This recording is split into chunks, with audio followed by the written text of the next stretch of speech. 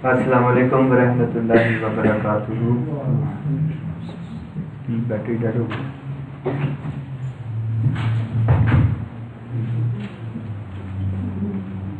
The battery is about to die.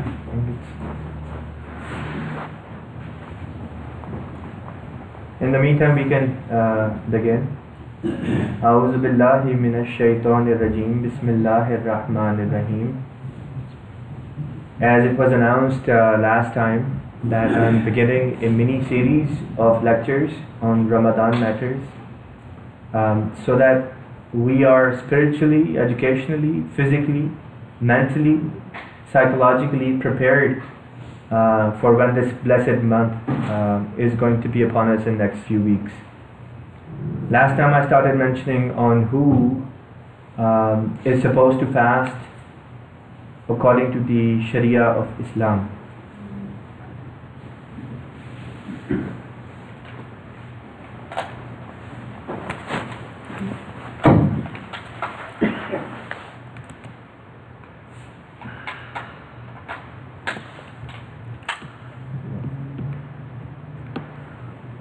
Jazakallah. Today I wanted to elaborate a little further on that, and then perhaps open up the floor for a Q&A session. So any question that any individual may have related to Ramadan, fasting, or matters related to fasting, or matters related to Ramadan in general, those questions are more than welcome, and inshallah ta'ala we'll discuss them here tonight. Regarding the age when an individual should fast, the second Khalifa, Hazrat Muslim Maud radiyallahu anhu, has stated the following. So since this excerpt is in Urdu, I'm going to read it and then inshallah I will paraphrase it in English. Hazur फरमाते हैं, मैंने देखा है आम तौर पर लोग एक पहलू की तरफ लग जाते हैं, कई नमाज अदा करने का उनको ख्याल नहीं होता, लेकिन रोज़ों के अय्याम में वो रोज़ों की ऐसी पाबंदी करेंगे कि ख़ास डॉक्टर भी उनको कह दे कि तुम्हारे हक में रोज़ा अच्छा नहीं और तुम ख़तरे में पड़ जाओगे, तब भी वो रोज़ा तर्क नहीं करेंगे, हत्ता के बीमारी में रोज़ा रखेंगे। फिर कई हैं जो छोटे बच्चों से भी रोज़ा रखवाते हैं, हालांकि हर एक फ़र्ज़ और हुक्म के लिए अलग अलग हदें और अलग अलग वक्त होता है। हमारे नज़दीक बाज़ अहकाम का ज़माना 4 साल की उम्र से शुरू हो जाता है, और बाज़ ऐसे हैं जिनका ज़माना 7 साल से 12 साल तक है, और बाज़ ऐसे हैं जिनका ज़माना 15 या 18 साल की उम्र से शुरू होता है। मेरे नज़दीक रोज़ों का हुक्म 15 से 18 साल तक की उम्र के बच्चे पर आयद होता है, और यही बलूगत की हद है। The second Khalifa, Hazrat Muslim radiyallahu anhu, states that he has seen that there are people who do not pray. He has seen that there are people who do not pray, and then there are people who pray on and off. And then there are people who might be regular but they don't want to pray in congregation. Or that there are people who want to pray their regular prayers and they perhaps do it in congregation but they do it at home and they don't want to come to masjid out of sheer laziness or whatever. As I mentioned, but when the days of fasting come upon these people, they are extremely vigilant and they would go above and beyond in order to fast. For example, even if the doctor was to tell them that if you fast, you're going to jeopardize your health, you're going to get further sick, even in that sickness, these individuals would want to fast. And this isn't something which is virtuous, this is something which is wrong. And it doesn't end here. Such people then encourage their young children, or expect or force their young children to fast as well, which is cruelty in its own. For example, Hazrat Muslim mentioned that there are certain commandments which start at the age of 4. Then there are certain commandments which start at the age of 7. Then there are certain commandments which start from the age of 15, and at the age of 18 they become obligatory. He says, for example, fasting is something which should be encouraged from the age of 15 onwards. Meaning, at the age of 15 you should start getting your sons or daughters to start keeping fasts But don't tell them to keep all the fast. Start encouraging them that, okay, now they should try to inculcate the habit of doing it. And then the following year, make them fast more number of days than you made them fast the previous year. Until they're 18 years of age, and then the expectation would be that now they should be fasting all the 29 or 30 days of the month of Ramadan, so on and so forth. मजीद फरमाते हैं, मेरे नज़दीक इससे पहले बच्चों से रोज़े रखवाना उनकी सेहत पर बहुत बुरा असर डालता है, क्योंकि वो ज़माना उनके लिए ऐसा होता है जिसमें वो ताकत और कुव्वत हासिल कर रहे होते हैं। बस इस ज़माने में कि वो ताकत और कुव्वत के ज़ख़ीरे को जमा कर रहे होते हैं, उस वक्त उनकी ताकत को दबाना और बढ़ने ना देना उनके लिए बहुत मुज़र है। 15 साल की उम्र से रोज़े रखने की आदत डालनी चाहिए और 18 साल की उम्र में रोज़े फ़र्ज समझने चाहिए। मुझे याद है जब हम छोटे थे हमें भी रोज़े रखने का शौक़ होता था, मगर हज़रत मसीह मऊद अलैहिस्सलाम हमें रोज़ा नहीं रखने देते थे, और बजाय इसके कि हमें रोज़ा रखने के मुतालिक किसी किस्म की तारीफ करना पसंद करें, हमेशा हम पर रोज़े का रोक डालते थे। तो बच्चों की सेहत को कायम रखने और उनकी कुव्वत को बढ़ाने के लिए रोज़े रखने से उन्हें रोकना चाहिए। इसके बाद जब उनका वो ज़माना आ जाए जब वो अपनी कुव्वत को पहुंच जाए, जो 15 साल की उम्र का ज़माना है, तो फिर उनसे रोज़े रखवाए जाएं, और वो भी आहिस्तगी के साथ।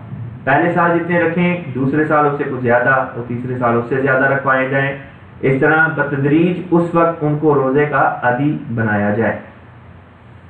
हज़रत मुस्लिम और रज़ियल्लाहु ताला अन्हु that goes on to state that if you make children below the age of 15 keep fasts, then you are jeopardizing their health, because that's the age when children are growing and their strength is growing. So that's the age when their strength is growing. And if you were to have them fast when their strength is growing, purpose of fasting is to basically suppress. So if you're going to make them fast at a time when their strength is growing, their strength is then going to be suppressed, which is ultimately not going to be, in their favor in the long run. So therefore, don't make your kids fast before the age of 15. And at the age of 15, by this is when they have gained strength. So this is when you start making them fast. But even then, you shouldn't ask them to keep all the 30 fasts or so. Start off slow and then slowly build up the habit. And then by the time they're 18 years of age, then fasting should be considered obligatory for them. He says that he remembers when he was a young child, he and his siblings also wanted to fast. But Hazrat Masih Maud, their father, the promised Messiah Imam Mahdi ﷺ, he would always tell them not to keep fast at a young age, because they were still gaining their strength. And instead of telling them that fasting is good and do this and do that, Hazrat Masih Maud ﷺ would inculcate in them the importance of fasting, the significance of fasting itself, that it's not a joke, it's not an easy thing, it's not a piece of cake. It is something which is supposed to be taken very seriously. So this is what Hazrat Muslim Maud has mentioned. Hazrat Muslim Maud has also mentioned that anyone who makes his children who are below the age of 12 fast does cruelty. Anyone who makes his kids fast before the age of 15 is still doing wrong. It is only from the age of 15 onwards that we should start getting our children to keep fast, not before.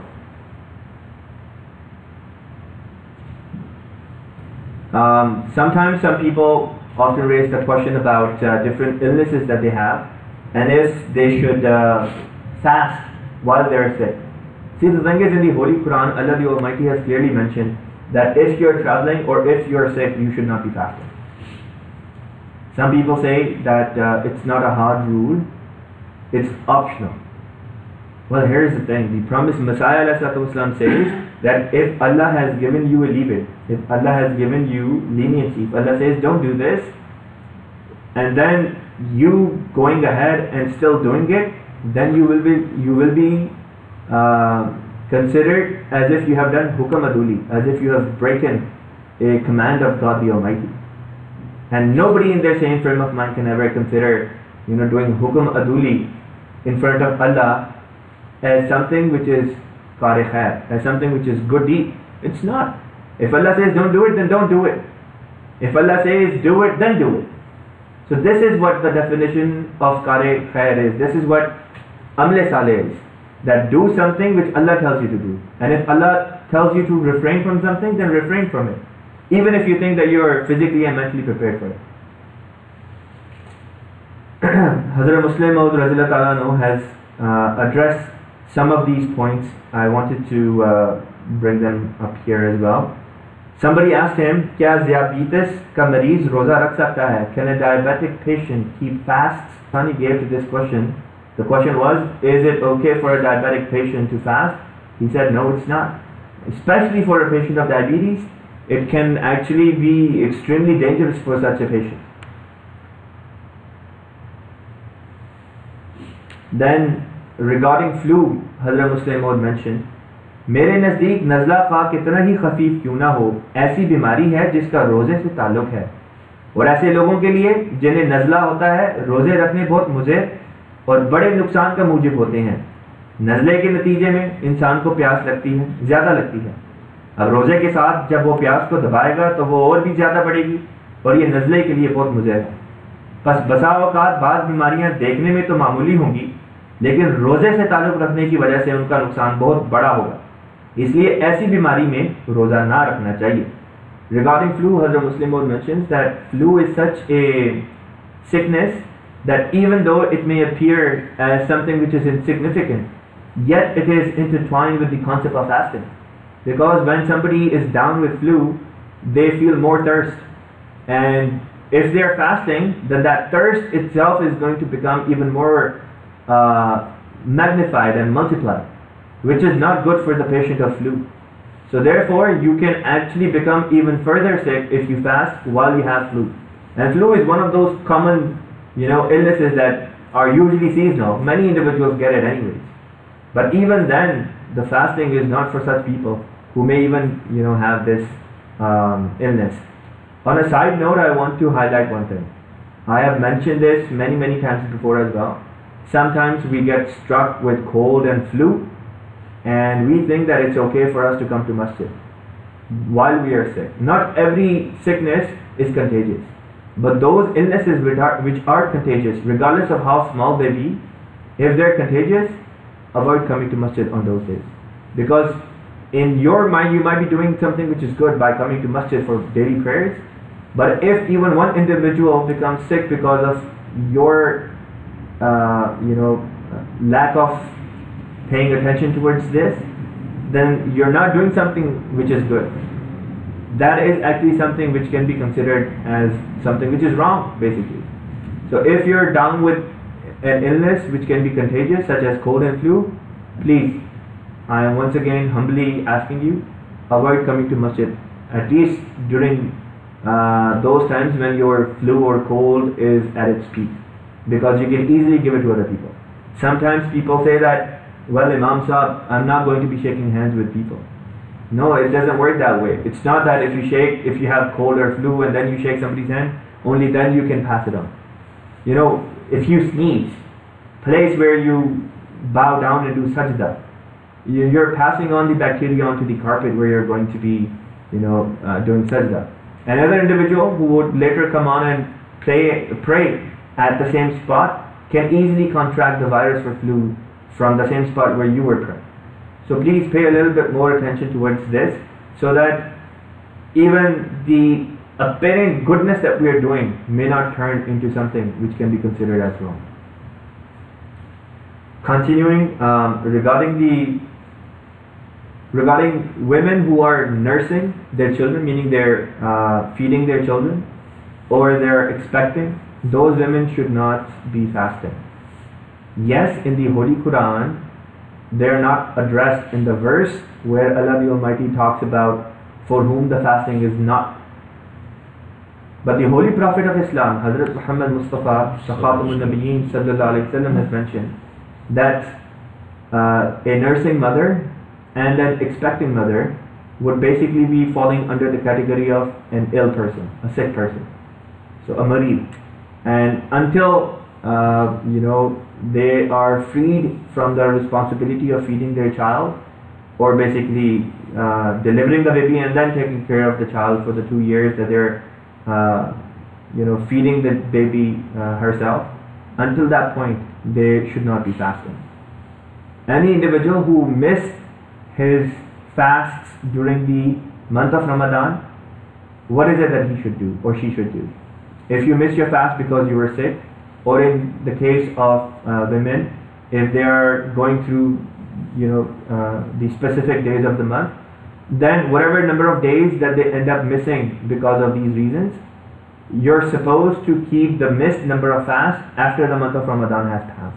So you have until the next Ramadan comes, you have all this time, 11 months basically, to make sure that you have kept the missed number of fasts. Secondly, I also wanted to talk about the concept of fidya. Hazrat Muslim Maud has mentioned, if you're fasting and you have the means to basically, you have the financial means, then even though you're fasting, you should still give fidya.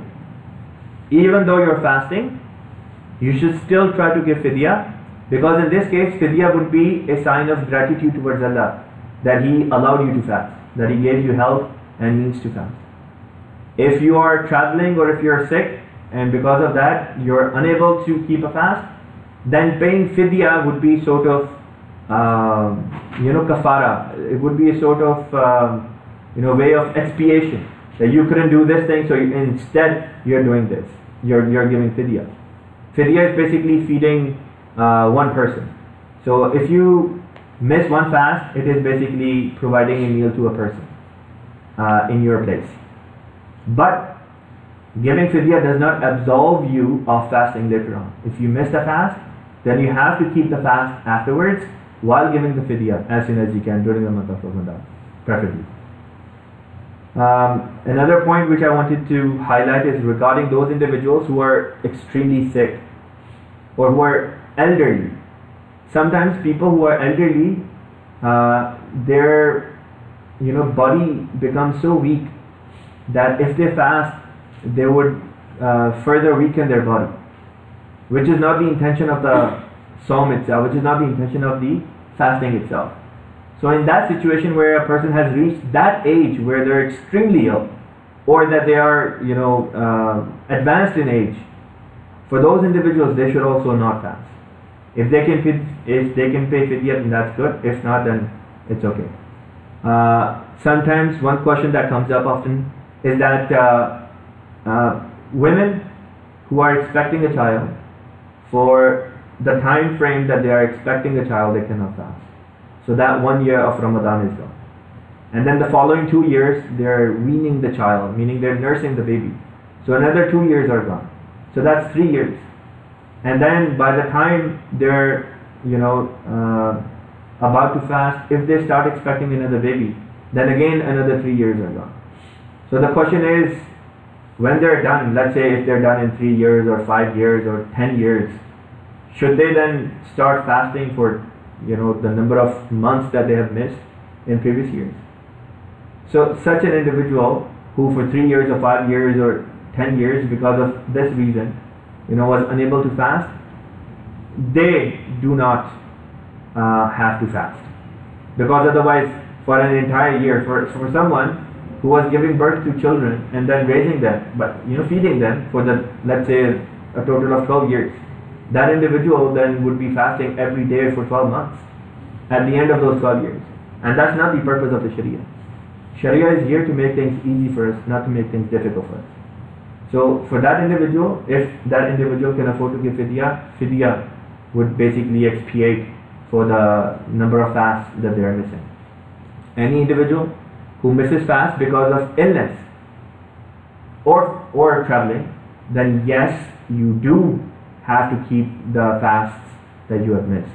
An individual who leaves the fasts on purpose, simply saying, I don't want to do it, and after, let's say, 6 months or 2 years or 5 years later, he has or she has a change of heart and says, I want to be a practicing Muslim.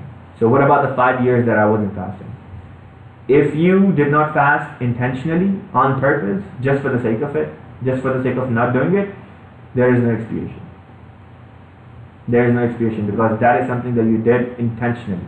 That doesn't make it right. It just means that there is no prescribed expiation for it. You just have to do tawbah and istighfar. someone who misses it because of genuine reason, such as illness or traveling, then that individual should keep the missed fasts other than the days of Ramadan. So after the Ramadan has lapsed, then that individual should keep fasts, whether they be belonging to previous year or the year before, and give fidya. So that's what I wanted to share with you in principle. Inshallah, there are many things related to Ramadan, itikaf as well, which we will be covering. But inshallah, we'll cover them as we go along.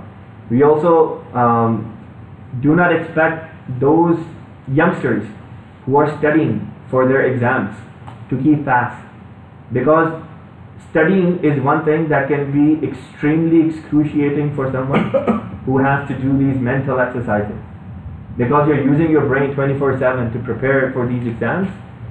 And sometimes these students, they put in so much effort that they actually lose their mental balance. They become insane.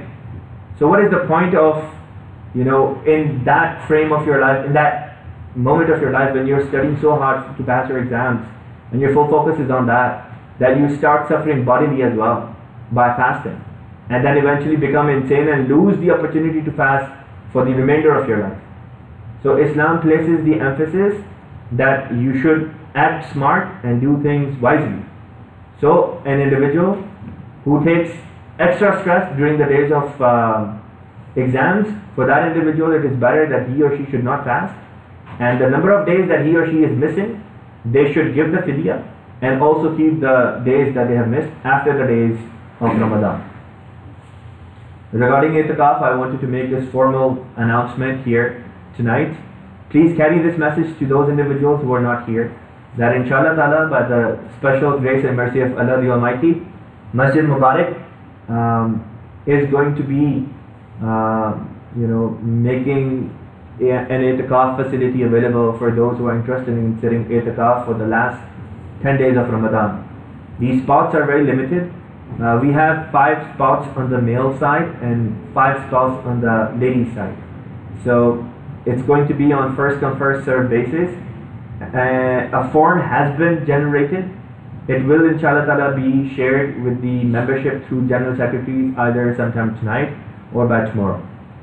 Those individuals who have not sit itikaf before, do this. Experience Allah in a whole new way that you have never experienced Him before. Experience what it feels like to dedicate your life for 10 days for the sake of God. Because that's what it is. You're dedicating your life, making sure that world and everything belonging to it, you leave it behind. When you come and sit for itikaf, your only goal and your sole purpose and focus is on Allah the Almighty. You're staying up at night and you're praying, and during the day you're fasting. You're reading Quran. You're reading the books of Ahadith of Rasulullah sallallahu alaihi wasallam. You're reading the literature of promised Messiah alayhi salam and his khulafa. And your sole focus is on doing good during the 10 days of itikaf. So someone who has not experienced this before, it would be an excellent opportunity for you to learn about your God, for you to experience Him in ways that you have never experienced Him before. An excellent opportunity to excel spiritually. Remember, itikaf can only be for those individuals on whom, number 1, fasting is obligatory. So basically 18 and above. Number 2, individual who is not sick, meaning who is actually going to be fasting during those 10 days of Ramadan. So you need to make sure that you fall under this category. If you do, then take up this opportunity and come forward, inshallah ta'ala, when the forms are provided. There is a due date on submitting those forms, which is also written on that form itself. So those individuals, once again, on whom fasting is obligatory, they should take up this opportunity. And inshallah ta'ala, if you have any questions, I'll take them now. मैं पहले मर्दों से सवाल पूछ रहा हूँ.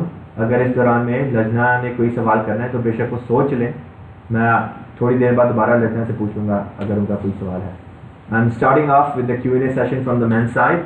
In the meantime, Lajna can, or the women's side, can think of their questions.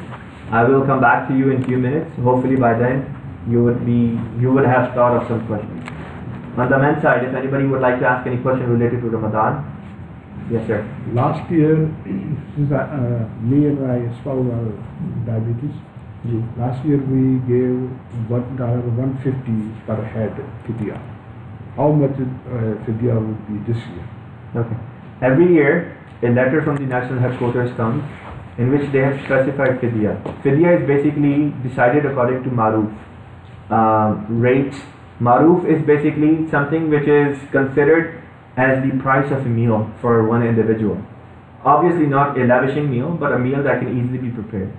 So I believe last year the amount for fidya was $5, not $1.5. So this year an official letter from Amir Saab is going to be sent, and inshallah ta'ala that letter will be communicated. But in the absence of that letter, we'll stick to the rate from the previous year, which was $5. Well, I remember we give every year 150. Then you must have based it on your own decision. Jamaat, as I mentioned. $5 for each. A letter. 150 for all Ramadan. Yeah. Oh, you're saying 1.50. No, Never mind. I thought, okay, I stand corrected. You meant $150. Yeah. I thought when you said 150, I understood $1.50. My apologies. 150. If an individual is unable to fast for the entire month of Ramadan, right, all the 30 days, then yes, if you do the math, $5 per fast that an individual misses, then that would come up to $150. So yes, in that sense you are right. This year, as I said, a letter will officially come from the national headquarters, which will be read out and shared with everyone. So once that letter comes, inshallah ta'ala, I'll make sure to have it announced. Otherwise, in the absence of such letter, we'll say that whatever was the rate last year will still be the rate this year. And the money of fidya is actually spent on feeding poor people. It's not used for other purposes. Any other question? Yes, sir? What's the Islamic guideline for students, like adults who miss fasting due to education or exams? If someone is not able to fast for a week or maybe the whole fasting month, then do they have to pay fidya and do they have to catch it later on? Catching up later on, yes. Fidya, if they have the financial means to do so, yes. If no, then no. But yes, they are expected to keep the number of days that they have missed during the month of Ramadan after their exams are done.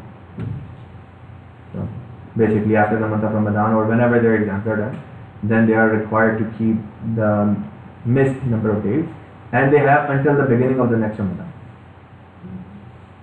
Yes, sir? Can you touch up on kind of like the dietary portion of it? Because a lot of people will eat very late and a lot, and in the evenings and then in the mornings. So can you talk a little bit about how that we should approach it? Okay, so your question is more so about the concept of sahri and iftar itself. When to begin and when to end. No, to how do you approach it? Okay, how? Okay. Yeah. Alright. The sahri of Holy Prophet ﷺ was nothing lavish. First and foremost, the sahri ends when the time for Fajr begins. So when the time for Fajr begins, that's when you are supposed to stop eating. And then you have the time of fast, which is from the time of Fajr all the way till the sun goes down, which is the time of Maghrib, when the Maghrib begins. Until then, no eating or drinking, or for married couples, no marital relations during that period. No fighting, no swearing, nothing negative. That doesn't mean that off hours you are allowed to fight and swear. No, you're not. But during the times that you're fasting, you are actually supposed to make sure that you take extra precaution and not do things that Allah the Almighty tells us not to engage in. Once the iftar happens, which means when the sun goes down and Maghrib time begins, you break your fast, you open your fast. Now you have from sundown till the Fajr of the next day, you have all this time to eat and drink. So you can choose to eat and drink whatever you want to eat and drink. How much you want to eat and drink, that's up to every person. If you think that, during the day you were fasting, so at night time you have to have a buffet, then you're probably missing the mark altogether. The point of fasting is so that you experience what majority of the world experiences every day.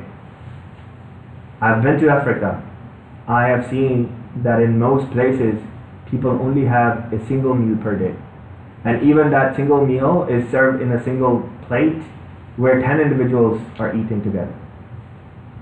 So fasting is for us to experience their hunger and their thirst. And when you experience their hunger and thirst, Allah is teaching us something. Do something about it.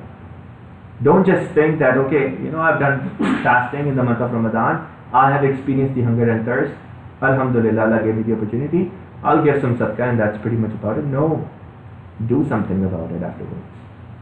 During the month of Ramadan, we are encouraged to do fidya, give fidya. Afterwards, we are encouraged to go above and beyond.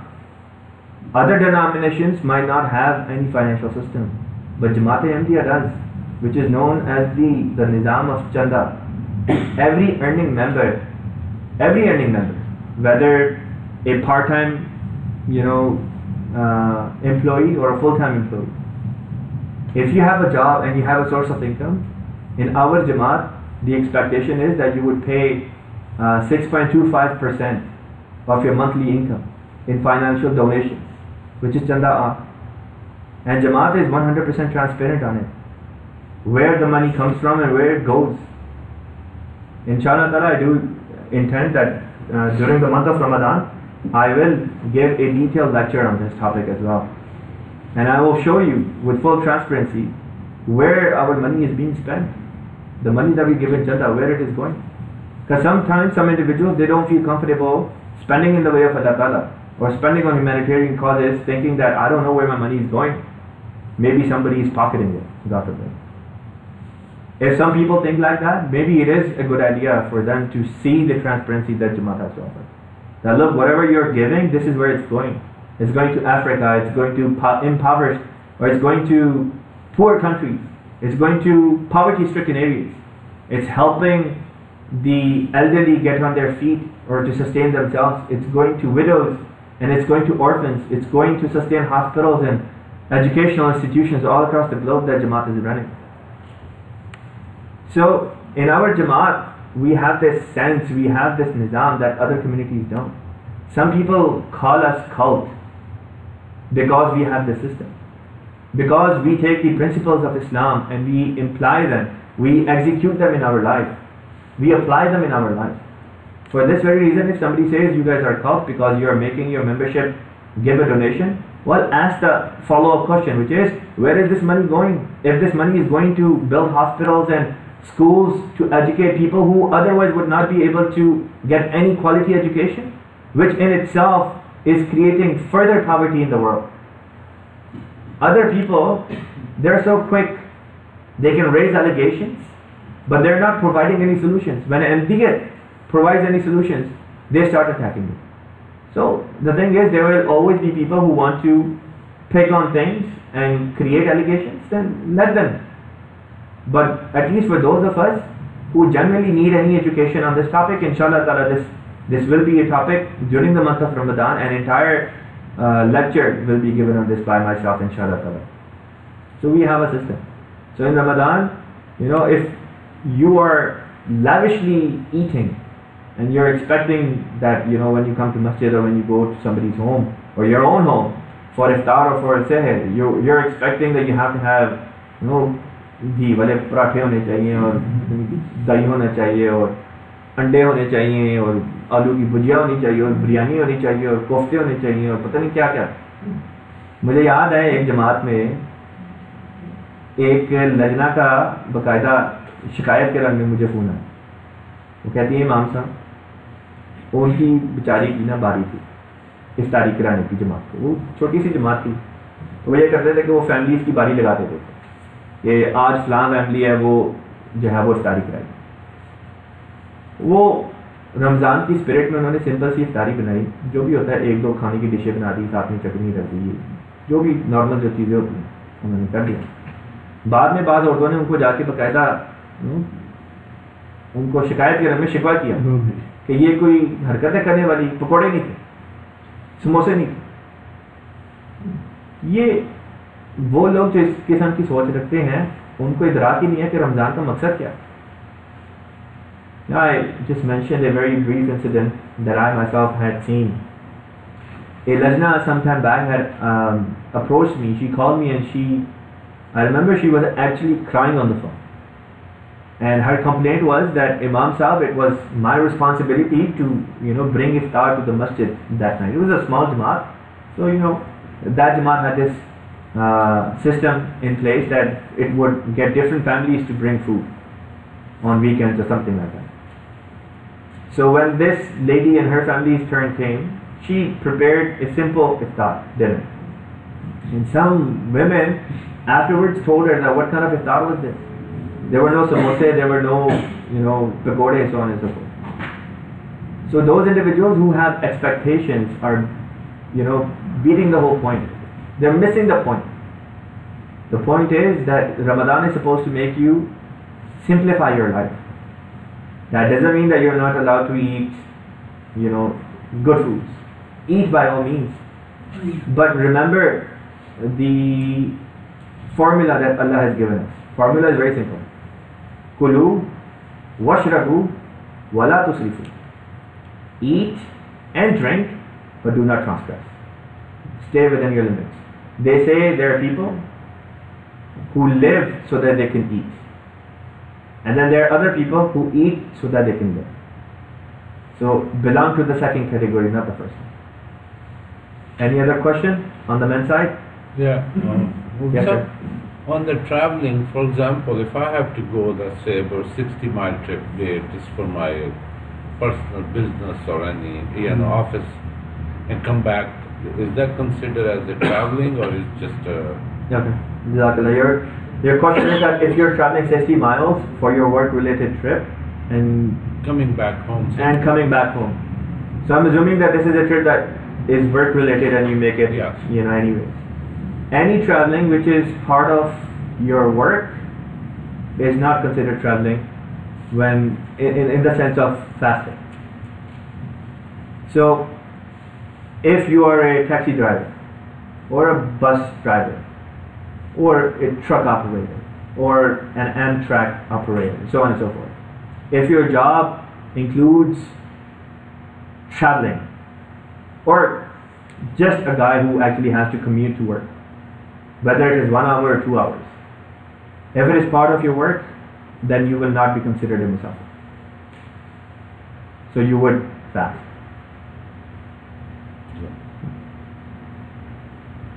औरतों की तरफ से अगर कोई सवाल है तो अब आप पूछ लें. If ladies have any questions, then please go ahead. I hope you have a microphone available. This is one of my biggest fears, that they are asking questions and I am unable to hear because their microphone is not working.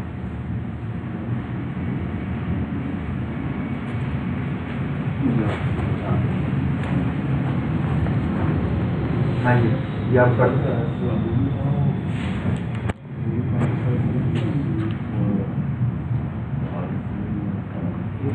Do we know what Holy Prophet ﷺ used to eat for Sahih and Iftari?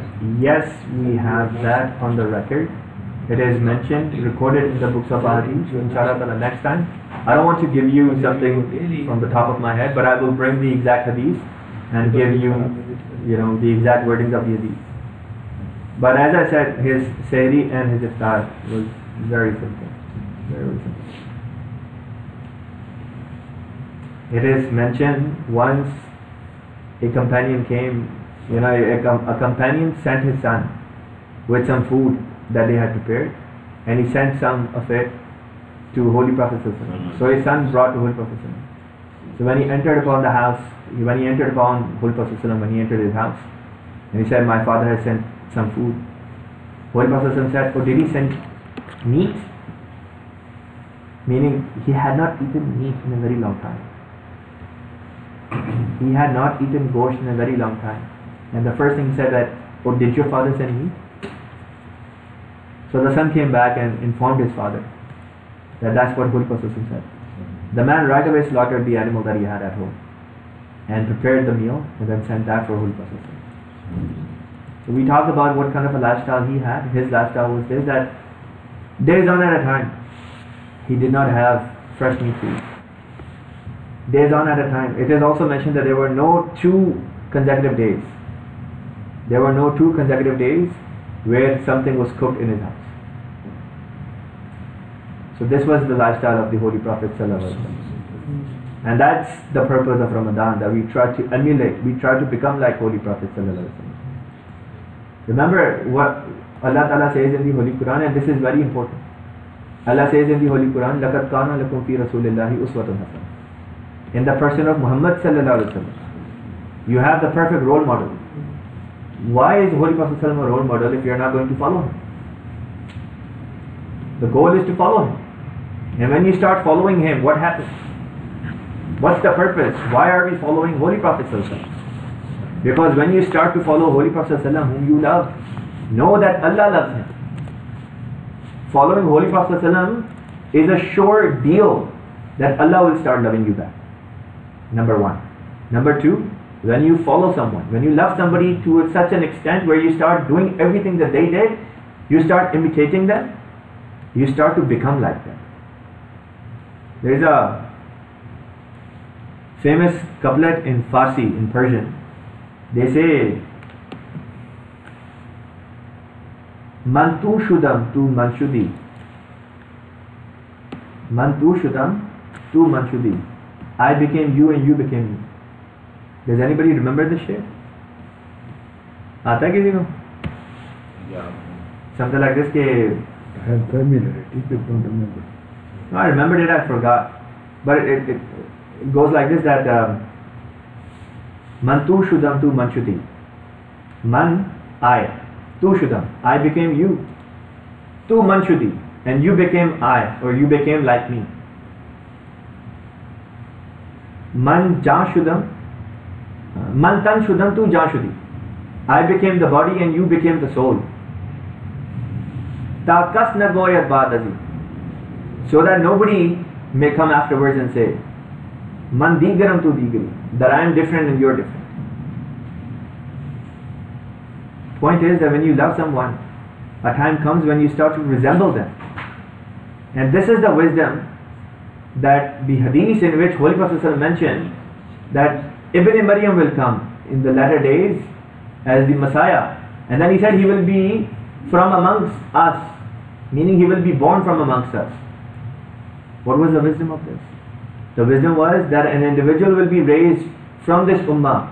An individual, a Muslim, will be born in the ummah of Rasulullah sallallahu alaihi wasallam, who will one day would start to resemble Isa ibn Maryam alayhi salatu wasalam, until the day would come where Allah would start calling this individual as Ibn Maryam as well. Promised Messiah Islam has used a word buruz to explain this concept, which is found in our Jamaat literature. In English they say similes. Any individual who wants to study further on the subject, study the term simile, which is found in English literature. And in Arabic literature we have the term called, buruz is one, the other is called tashbih.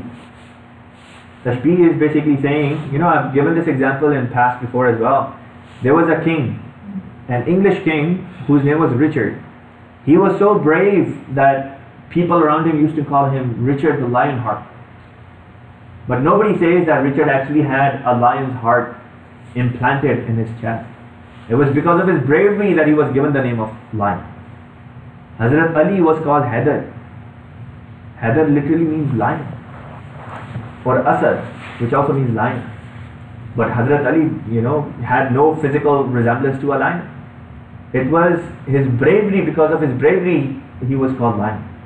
Hazrat